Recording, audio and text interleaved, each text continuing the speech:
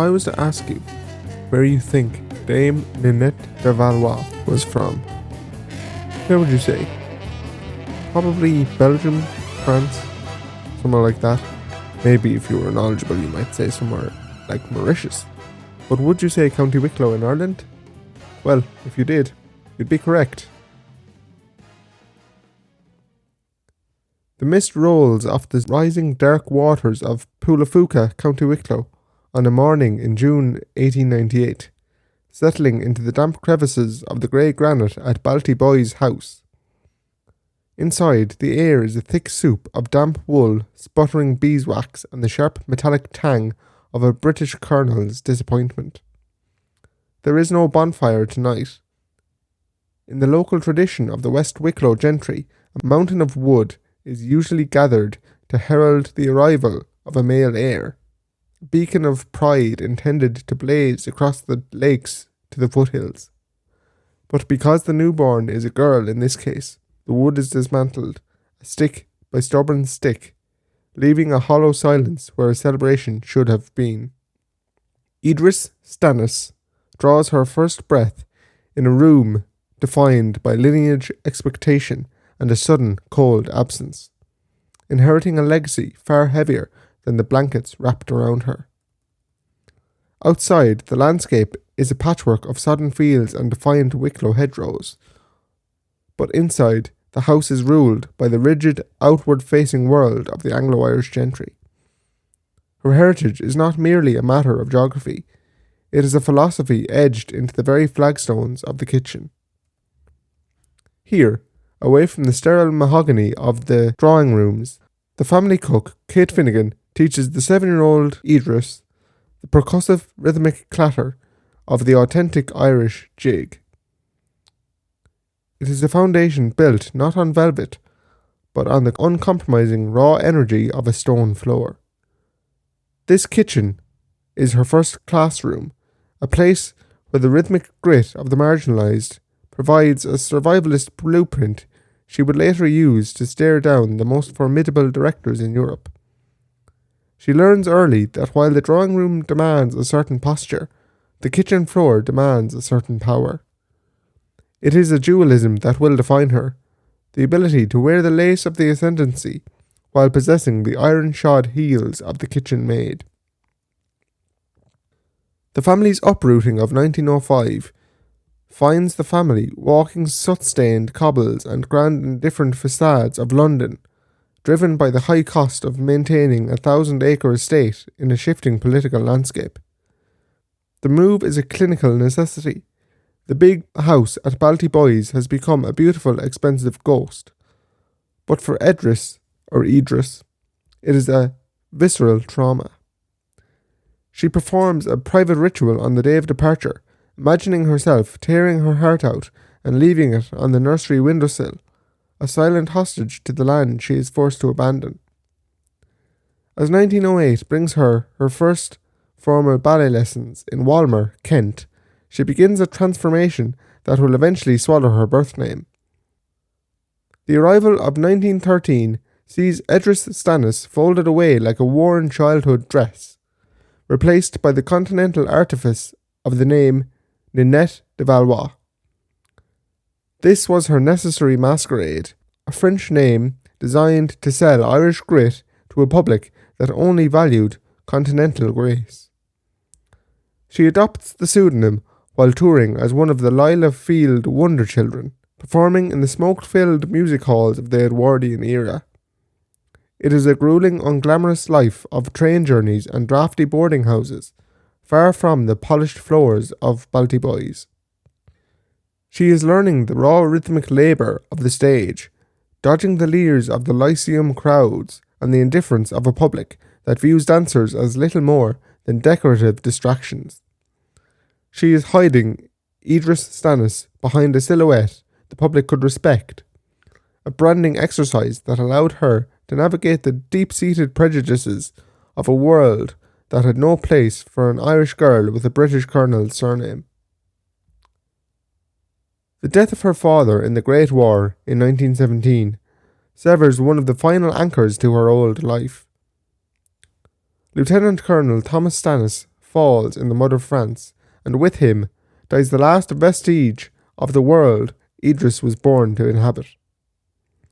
She is left to navigate the professional wings of the Royal Opera House as a principal dancer by 1919 on her own, a woman alone in a city that feels increasingly foreign. She joins Sergei Diaghilev's Ballet Russe in 1923, not as a devotee, but as a spy. She rises to the rank of soloist by 1925, but her real work happens in the wings. She absorbs the machinery of the Russians with the cold intent of a woman planning her own empire. She watches Diaghilev not to mimic his Russian soul, but to deconstruct his organizational blueprint, extracting the secrets of company management, the politics of box office, and the psychology of the audience as if they were industrial secrets. She is a woman of two worlds, governed by the pragmatic, fierce, and visionary spirit of the Balti gentry, navigating the tensions of a crumbling empire with the poise of a prima ballerina who knows exactly when the music will stop. A ritual of transformation occurs in 1924 when doctors detect the silent wreckage of a previously undiagnosed case of childhood polio. Her spine has become a map of hidden compensations, a skeletal secret that turns every leap into a gamble. For most, this would be a death sentence for a career in dance. For Ninette, it is a pivot. She realizes her legacy cannot be a sprint of physical vanity. It must be a marathon of strategy, architecture, and iron-willed endurance. She chooses to stop being a puppet to other people's choreography and decides to become the one who pulls the strings. She masterfully guides her physical limitations, using her polio-mastered spine as the scaffolding for a new kind of authority. She resigns from the glamours of the Russians in 1926 and returns to the flickering gaslights of the Abbey Theatre in Dublin in 1927. Think of her in that Dublin basement. It's damp, it's grey, and it literally used to be a morgue. Most people would be looking for the exit, but she's there with W.B. Yeats, essentially inventing a national identity between commutes. It is pure Downton Abbey with rain, but with polished silver. The air smells of damp stone and old grease paint, but in this morgue, she brings a national art form to life. Yeats is looking for a spiritual intensity of dance, something that pierces through the superficiality of the ballet he has seen in London. I am of Ireland, she tells him, a hugely insightful declaration that serves as her manifesto, and, in that phrase, is a homecoming. The years between 1927 and 1933 find her bridging the Irish Sea. She introduces the Royal Academy of Dancing syllabus to Ireland in 1931, ensuring that the architect of Irish ballet leaves behind a structure that outlasts her own presence. She treats the Abbey as a laboratory, distilling what she calls the rhythm of the soil into a dramatical philosophy. She proves that the percussive discipline she learned on the kitchen floor could be elevated into a high art that was rooted, modern, and distinct. As the laboratory of the Abbey gives way to the industrial scale of Sadler's Wells in 1931, she is no longer just a dancer. She is the architect of the British canon. She is building an institution with the same pragmatic Irish bones that her ancestors used to weather the penal laws. She treats her company like a human clockwork, where every dancer is a gear and she the mainspring. There is no room for temperament, only for the raw rhythmic labour of the schoolroom. She creates a masterpiece, Job, in 1931, rooted in the jagged muscular lines of William Blake the poet, proving that English movement could have the same backbone as the Russian classics. She is a woman of tobacco smoke and sharp commands, known simply as Madame. She gambles on a teenage Margot Fontaine in 1935, prioritising character and stamina over established fame, and hires Frederick Ashton to craft a specific, understated style of British grace. The ultimate test of her structural integrity arrives in May 1940. While on tour in the Netherlands, the sky begins to rain German paratroopers. It is a scene of sudden chaos, iron and the smell of cordite. In the middle of the night, Ninette orchestrates a desperate escape on a cargo ship, leading her troop through the smoke to a waiting vessel. She is forced to abandon every stitch of scenery, every silk costume, and the entire library of scores to the advancing lines. A second uprooting that mirrors her departure from Balti Boys. They flee across the North Sea as the world burns behind them. She returns to a London under siege, a nomadic company performing in drafty village halls and factory canteens for soldiers who had never seen a tutu. During these years, the polio-mastered spine of Edris Stannus holds firm, her Irish grit providing the backbone for a company that refused to stop moving even as the bombs fell. She marries a surgeon, Dr. Arthur Blackall-Connell, in 1935, but keeps her domestic life a locked room, a sanctuary where the tobacco-stained authority of the theatre cannot be entertained. Her home in Barnes becomes only peace, a strategic compartmentalization that allows her to survive the external noise of the Blitz. The years after the war are a monumental struggle to anchor the institution she built from nothing but grit and stolen blueprints. The reopening of Covent Garden in 1946 with The Sleeping Beauty is the final reclamation. The audience is a sea of furs and weary faces, but as the curtain rises, Ninette knows she has won. It is the official lighting of the bonfire her father tried to dismantle 48 years prior. The ultimate Irish, watch this. You take the wood away? Fine.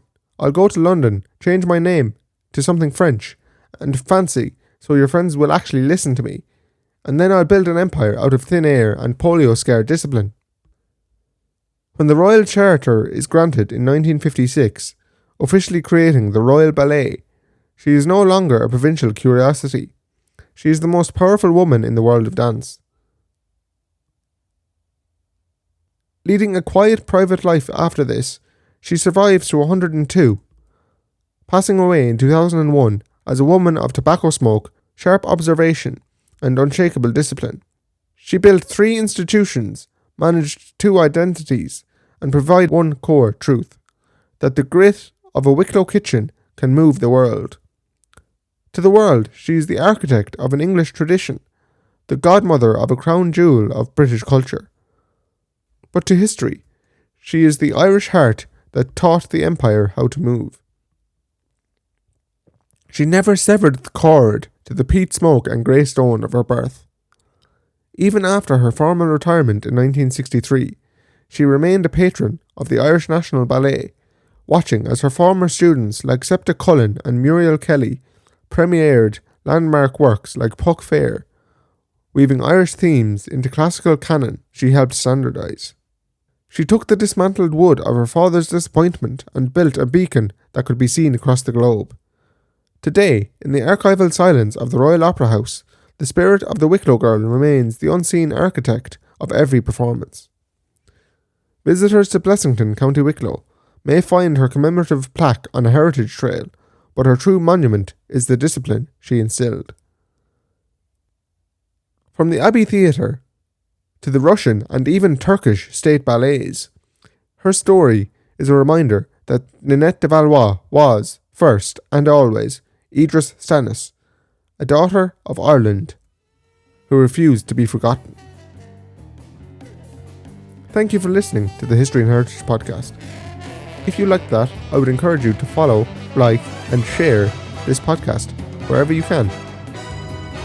On that note, thank you.